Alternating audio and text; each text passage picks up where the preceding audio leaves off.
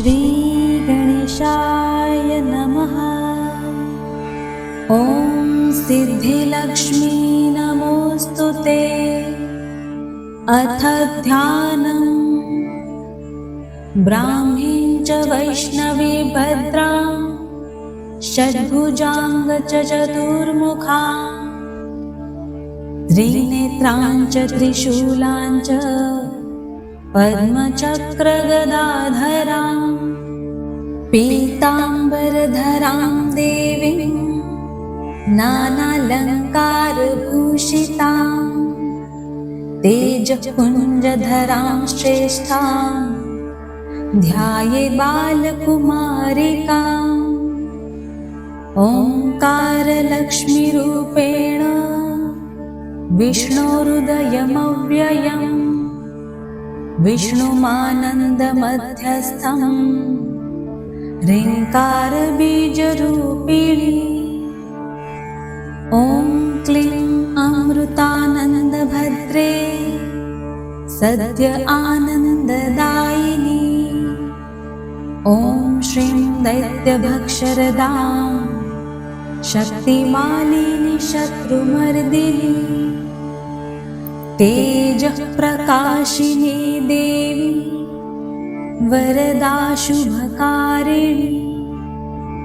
ब्राह्मी च वैष्णवी भद्रा कालिका रक्तशाम्भवी आकार ब्रह्मरूपेण ओंकार विष्णुमव्ययम्। सिद्धिलक्ष्मी परालक्ष्मी लक्ष्यलक्ष्मी नमोस्तुते। सूर्यकोटिप्रतिकाशं चन्द्रकोटिसमप्रभं तन्मध्ये निकरे सूक्ष्मं ब्रह्मरूपव्यवस्थितम्। ओंकार परमानन्दं क्रियते सुखसम्पदा सर्वमङ्गलमाङ्गल्ये शिवे सर्वार्थसाधिके। प्रथमे त्र्यम्बका गौरी द्वितीये वैष्णवी तथा तृतीये कमला प्रोक्ता चतुर्थे सुरसुन्दरी पंचमे विष्णुपत्नी च षष्ठे च वैष्णवी तथा सप्तमे च वरारोहा अष्टमे वरदायिनी नवमे खड्गत्रिशूला दशमे देवदेवता एकादशे सिद्धिलक्ष्मीर्द्वादशे ललितात्मिका। एतत् स्तोत्रं पठन्तः स्वां स्तुवन्ति भुवि मानवः सर्वोपद्रवमुक्तास्ते नात्र कार्या विचारणा।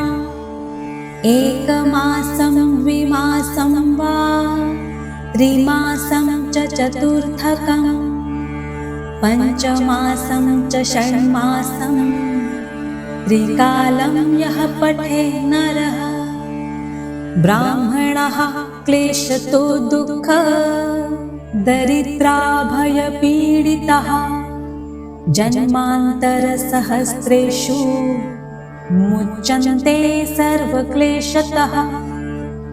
अलक्ष्मीर्लभते लक्ष्मीं पुत्रः पुत्रमुत्तमम् धन्यं यशस्यमायुष्यं वहि न चौरभयेषु च।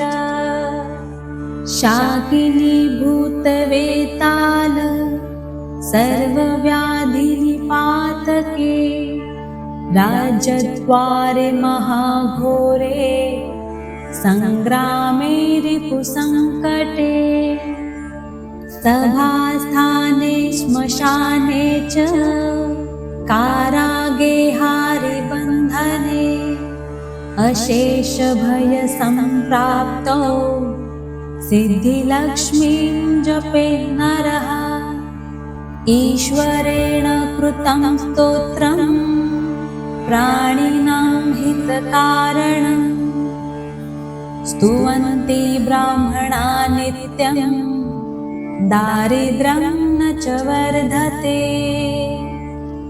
या श्रीपद्मवने कदम्बशिखरे राजगृहे कुञ्जरे श्वेते चाश्वयुते वृषे च युगले यज्ञे च युपस्थिते शङ्खे देवकुले नरेन्द्रभवनि गङ्गातटे गोकुले सा श्रीतिष्ठतु सर्वदा मम गृहे भूयात्सदा निश्चला।